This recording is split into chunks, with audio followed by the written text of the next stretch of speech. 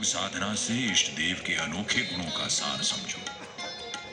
याद रहे पुत्र, शरीर और मन दोनों ही कलाकार की कला के अस्त्र हैं।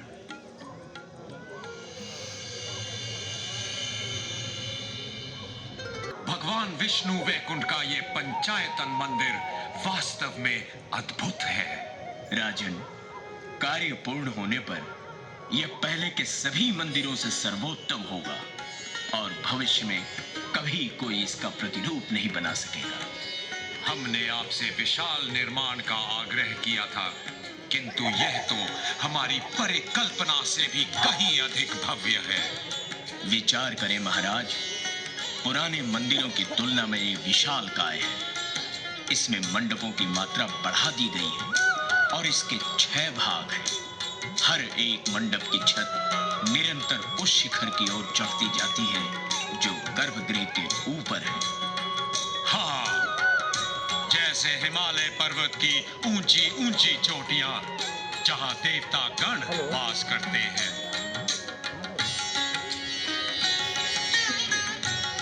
राजगुरु का कहना है कि मंदिर के समीप तालाब अवश्य होना चाहिए, जहां भक्तगण ईश्वर दर्शन से पहले स्नान कर सके। भगवान, यहाँ की भूमि के उतार चढ़ाव से यह संभव है कि निकट स्थित सरोवर को ही यहाँ तक बढ़ा दें। तुरंत कार्य का आरंभ किया जाए। हम इस तालाब को नाम देंगे सागर।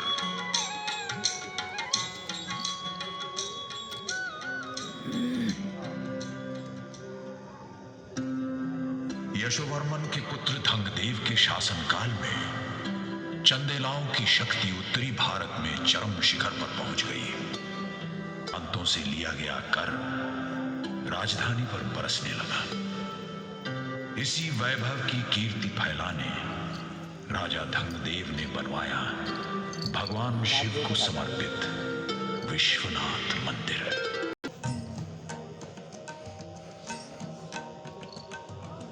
मंदिर की स्थापना राजसी ठाठ बाट से की गई और महाराज धंगदेव को सोने और अनमोल रत्नों से तराजू में तोला गया। राजन, तुला आपकी प्रतीक्षा में है, कृपया आसन ग्रहण करें। अवश्य गुरुदेव, अवश्य। तुलादान प्रारंभ करें।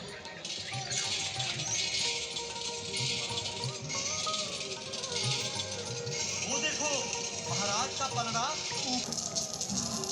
महाराज की जय हो, महाराज के प्रताप की जय हो। इच्छा पधारी। आपकी मनोहारी संरचना ने हमें मंत्र मुग्ध कर दिया है। राजन, ईश्वर की महिमा।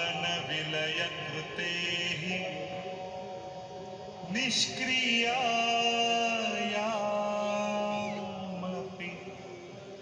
सुंदर, अति सुंदर। आपकी स्तुति ने हमारा मन हर लिया है कविवर। जारी रखते हुए भगवान विष्णु को समर्पित एक और मंदिर की स्थापना की।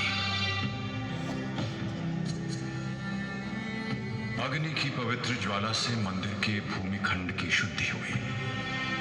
गहरी खाई बनाकर उसमें समर्पित किए गए धरती के अंतःकरण के प्रतीक सोना, चांदी, तांबा, अनाज और मुट्ठी भर नवरत्न।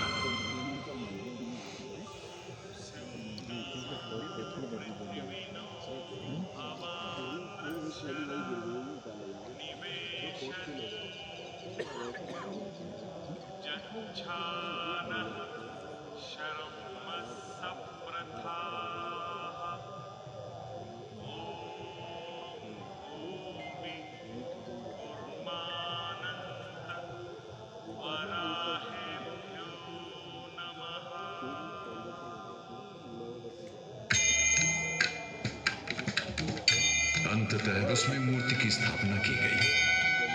राजा सपरिवार महाराज पधार रहे हैं।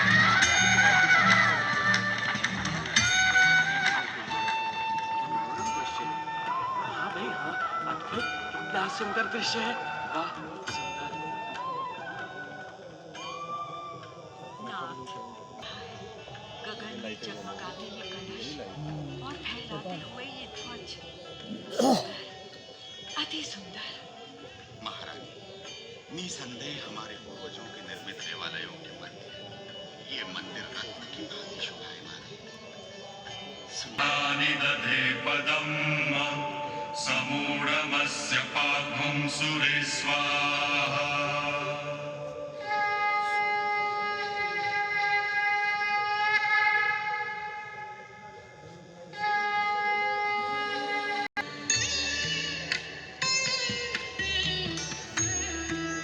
भीनी सुगंध में घुलकर गर्भगृह को अलौकिक बना रहा था।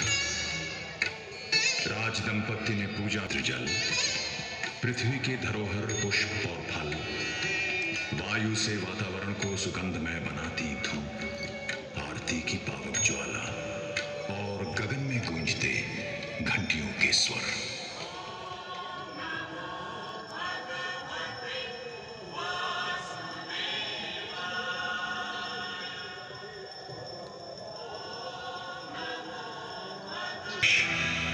सूर्य ग्रहण के अवसर पर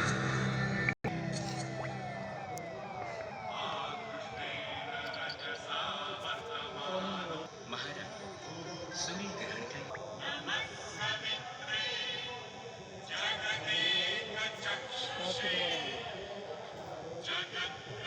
आक्रमणकारी 2019 में भारत की सीमा में प्रवेश किया। उत्तरी भारत की भूमि गजनी की सेना से जूझते वीरों के रक्त से रंग गई। राजा विद्याधर को भी आतताई के आगे बढ़ने का समाचार मिला।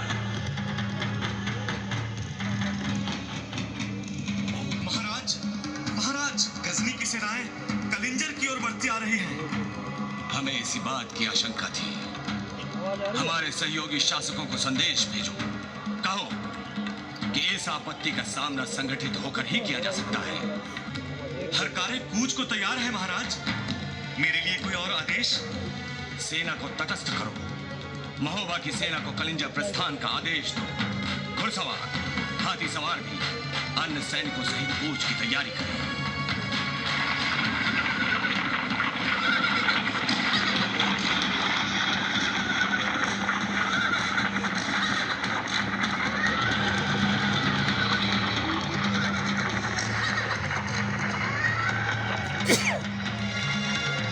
राजा विद्याधर और उनके सहायकों ने एक विराट सेना जुटा ली। उनकी संगठित शक्ति ने महमूद गजनी के पांव उखाड़ दिए और उसे पीछे हटने पर लाचार कर दिया। विजय हमारी है, विजय हमारी है। हमारी सशक्त सेना ने गजनी के दांत खट्टे कर दिए, किंतु वो लौटेगा, शीघ्र लौटेगा। देख लेना, महमूद गजनी इतनी सरलता से हार नहीं मानेगा।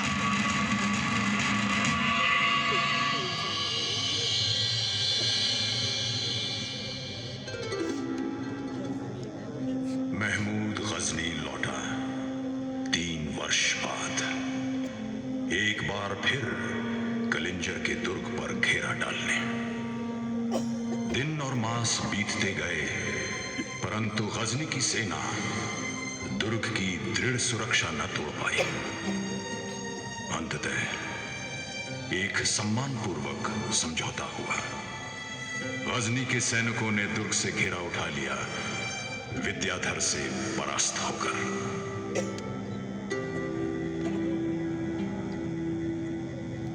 राजा लौटकर खजुराहो आए, विजय से विभोर, मान सम्मान से सुसज्जित। कंदरिया महादेव मंदिर का शिलान्यास किया, कैलाशपति शिव की स्तुति में। राज्य के स्थपतियों ने यहाँ के पूर्व रचित मंदिरों का गहरा अध्ययन किया।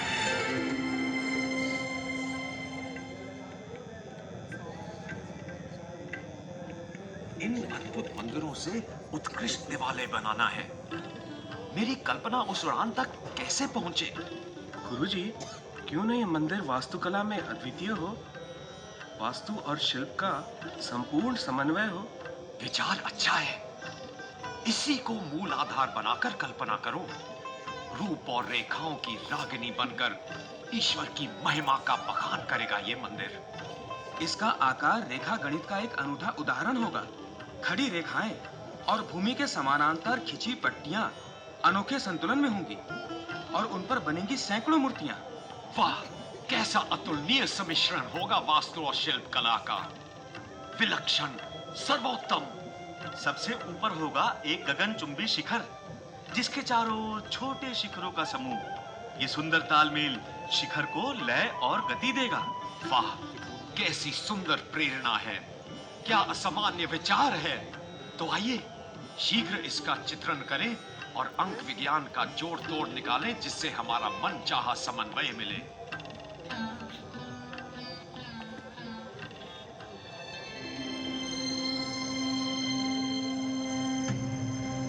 संरचना आरंभ हुई और धीरे धीरे एक शिला पर दूसरी शिला धरते धरते मंदिर का रूप उजागर होने लगा।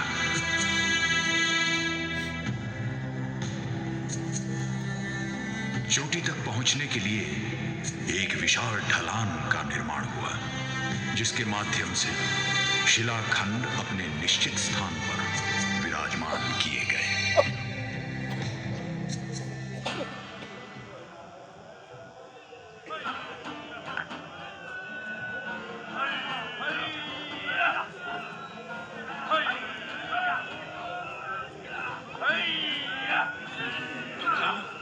मंदिर की अंतिम शिला रखने का समय आ गया है। रस्सियां बन गई, खींचो ऊपर।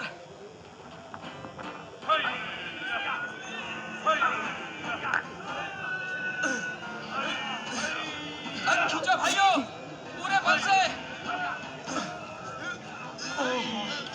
बहुत भारी है, मेरी तो मांसपेशियां तर गई हैं। धीरज रखो मित्रों, धीरज। याद रहे, ये ईश्वर की सेवा है, सेवा।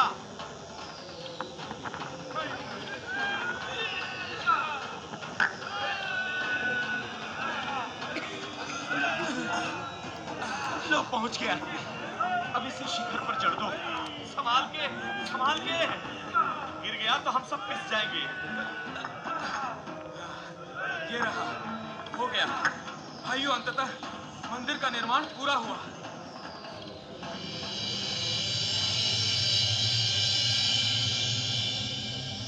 वास्तुकार और स्थपति ने अपने इस पवित्र श्रम से मिले धार्मिक पुण्य को राजा को समर्पित किया।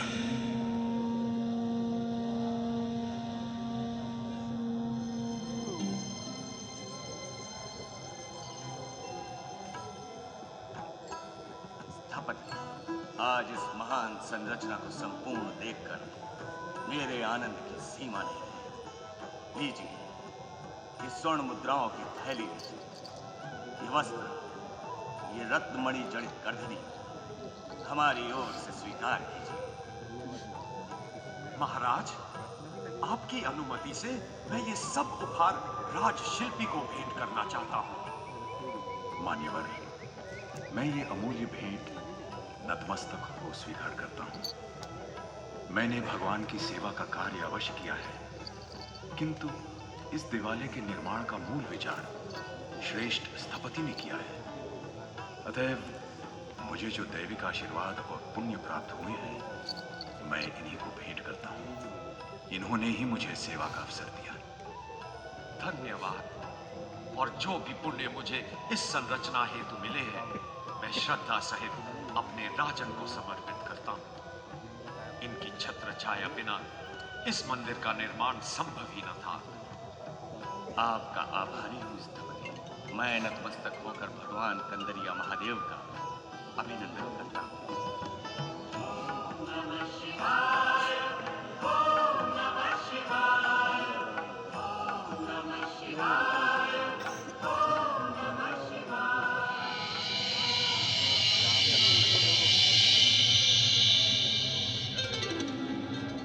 हमें कतई न भूलना चाहिए कि मंदिर चाहे निस्संदेह कलापारखी राजाओं के संरक्षण से ही बने, पर इनमें योगदान है अनगिनत श्रमिकों के परिश्रम का, शिल्पकारों के अनंत पीढ़ियों का इसी कार्य में लीन जीते रहे, मरते रहे।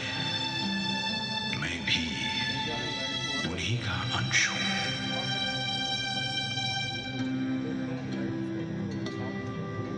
खजुराहो के निडर कालधर, अमर श्याम में काम तुम्हारा। मैं जीवित हूं, मेरे अंदर जीवन की उद्दाम पिपासा। जब मृतों की हेतु नहीं है मेरे मन में मोह जरा सा, और उसी में होता जिसमें ली तुमने छेनी टांकी दो। एक मांगता वर विधि से कर दे मुझको पाषाण तुम्हारा। खजुराहो के निडर कालधर, अमर शिला में काम तुम्हारा।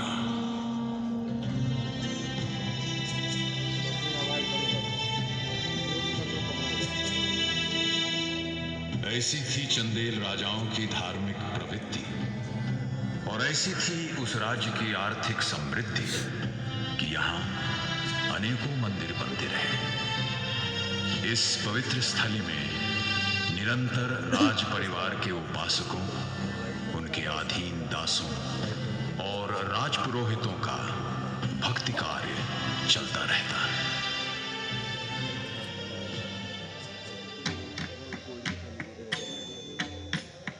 आओ महादेवी, संध्या पूजन का समय होने ही वाला है। वो देखो, राजपुरोहित आ रहे हैं। पधारिए महाराज, परिक्रमा तरन ठहरे। इनकी तीखी चितवन संकुचित कटी, इनका ये मादक लावण्य इसे निहारे। इनके रूप को सराहे, शांत चित्त से, बिना उत्तेजना के। यहां वर्णित है प्रेम दृश्य। इन प्रेमियों के मुख पर निर्मल समर्पण है राजन। आगे बढ़े और सांसारिक जीवन के इस अंश को भी त्याग दें। मनुष्य शारीरिक सुख से विलग्न होकर ही तो आत्मिक शांति पाता है। न भूले राजन कि प्रेम क्रीड़ा एक प्रबल प्रतीक है उस क्षण का जब शरीर अहम को त्याग देता है, किंतु उससे बढ़कर भी ये प्रतीक है प्रसव की दिव्य क्रिया का।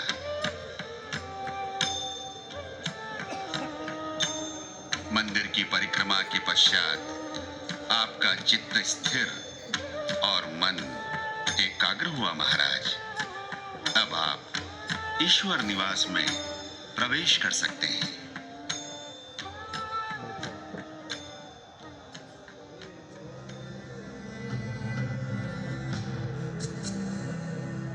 राजा विद्याधर ने मंदिर के उत्सव में 4 चांद लगाने के लिए कलिंजर से देवदासी को बुलवाया। कंदरिया महादेव के मंडप में पूरा राज परिवार इस अलौकिक नृत्य का आनंद भोगने एकत्रित हुआ।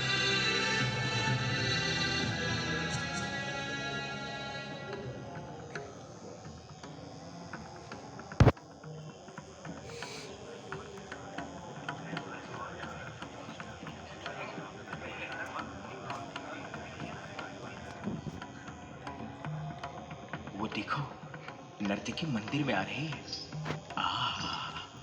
कितनी सुंदर है। 16 श्रृंगार किए हैं इसने। कैसी मादक रमणी है। स्वर्ण और लाल रंग के वस्त्र और ऊपर से ये चमचमाते आभूषण। पूरी देव वधु सी दिखती है। अपने गुरु और राजा को प्रणाम कर अब वह प्रभु की ओर बढ़ रही है। देखो, नृत्य आरंभ हुआ।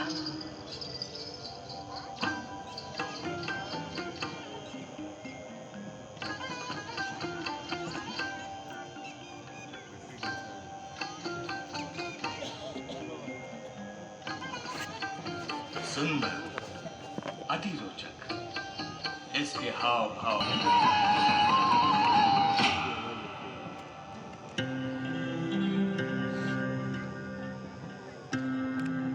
दिन के समय मंदिर के सजीव प्रांगण में हर ओर उपासना के स्वर गूंजते, किंतु प्रातःकाल यहाँ शांति का वास होता। प्रभात लालिमा का पहला आभास होते ही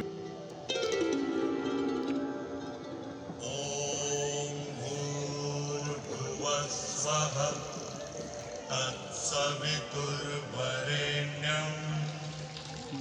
भर्गो देवस्य धीमहि